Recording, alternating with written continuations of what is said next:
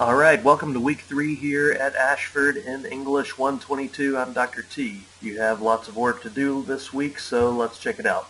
This week you are going to provide a Toulmin analysis of a sample persuasive paper in the Ashford Writing Center. So your post needs to make specific references to the sample persuasive paper, and you're going to break down the argument by distinct segments described in the Toulmin analysis document. So let's look briefly at what that Toulmin analysis document looks like. Toulmin, his analysis involves basically sort of about 6 parts. He analyzes the claim that a person is making, he examines the evidence, he examines what's called the warrant, he examines the backing, he examines the rebuttal, and he examines the qualifiers.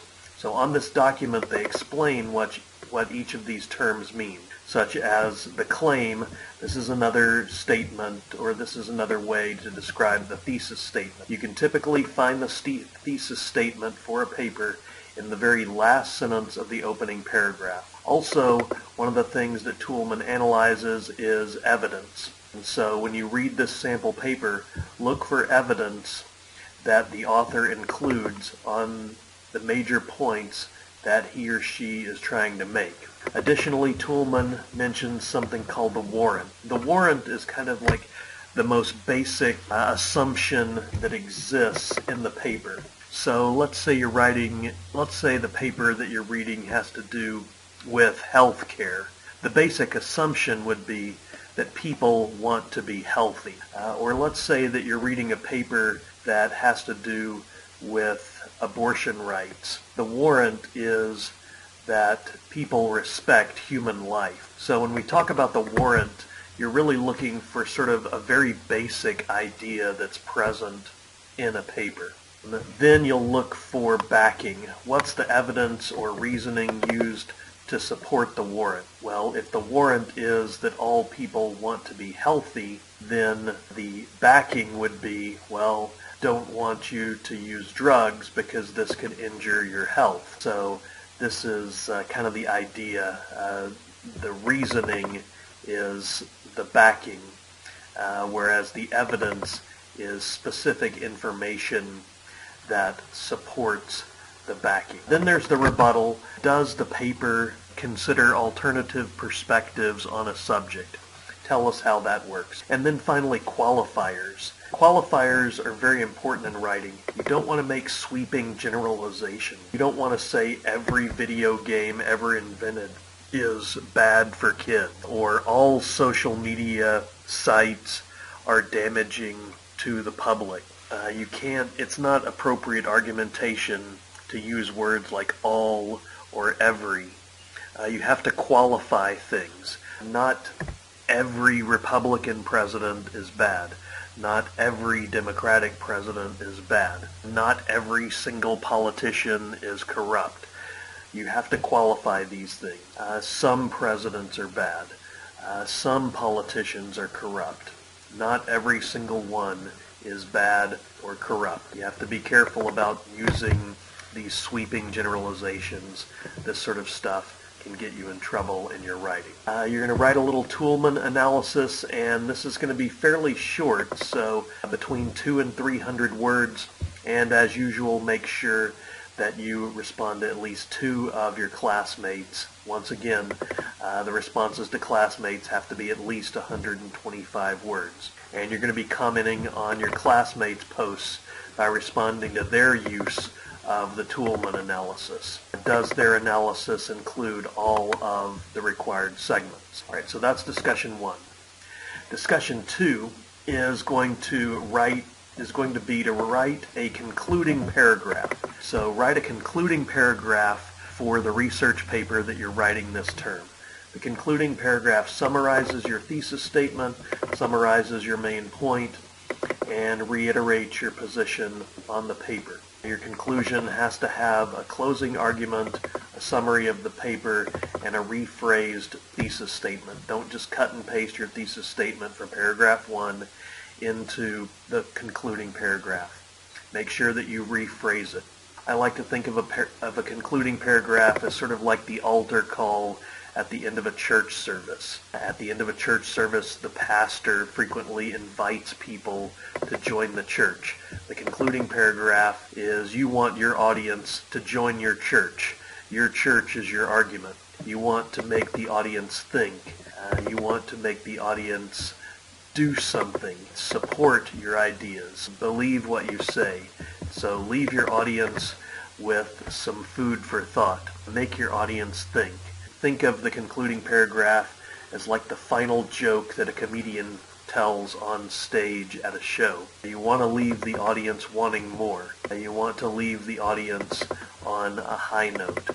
So that concluding paragraph, this is your final word on the topic. Give your audience something to think about. As usual, this has to be at least 200 words in length, and responses to your classmates have to be at least 125 words. In your responses to classmates, you need to help your fellow classmates shape their own concluding paragraphs. Finally, in week 3, you have the assignment, and this is going to be a rough draft of your final paper for the course. The very first page that you have is going to be an APA formatted title page. The very last page that you have in this assignment will be a reference page. This is going to be based on your annotated bibliography, but you're going to take out the annotated bibliography part. You're going to take out the annotations, and you're just going to leave the full references to the sources that you searched for. After the title page, then will come the first page of the paper proper. This is going to contain an introductory paragraph. The last sentence of that paragraph is going to be a thesis statement, and that is going to contain basically a roadmap for your paper. The introductory paragraph should be 1 paragraph in length. It should be a single compelling paragraph, and the last sentence, not the first sentence, but the last sentence of that introductory paragraph should contain the thesis statement. Then come the body paragraphs that are going to explain and defend what your thesis statement is about. Whenever you use someone else's information to support your argument, you have to include in the body of your paper, not at the end of your paper, but in the body of your paper, you have to use in-text citations that make use of, they use the word leverage here, that's just a fancy word for make use of, at least 4 different sources. Do not allow Wikipedia to be one of those sources. Do not use Wikipedia. Search the Ashford Library for scholarly, peer-reviewed sources. Do not use Wikipedia. So your body paragraphs, they're going to develop your research paper topic. Then finally, the last page of this, what you turn in, will be a references page. As always, this has to be in APA style formatting. So that means Times New Roman 12 point, double spacing throughout the paper. So make sure that your paper is in APA format. On the title page, you need the words running head, then a colon, and then a short version of your title in all caps. And in the right-hand corner, you're going to have the page number. Everything has to be in Times New Roman 12-point font, or all pages other than the first one have to have a shortened version of the title of the paper in all caps, page number in the top right-hand corner. So make sure that you use Times New Roman. Everything has to be double spaced. When you take information from someone else, you have to give an in-text citation. Usually an in-text citation involves at least 2 pieces of information: the author's last name and the year of publication. If you mention the author's last name in the sentence, then you just have to give the year of publication. Here's a good example: Underwood and Findley, 2004. Okay, this information was taken from authors named Underwood and Findley. They wrote it in 2004. So whenever you take information from someone else's brain, you have to tell us who you took that information from.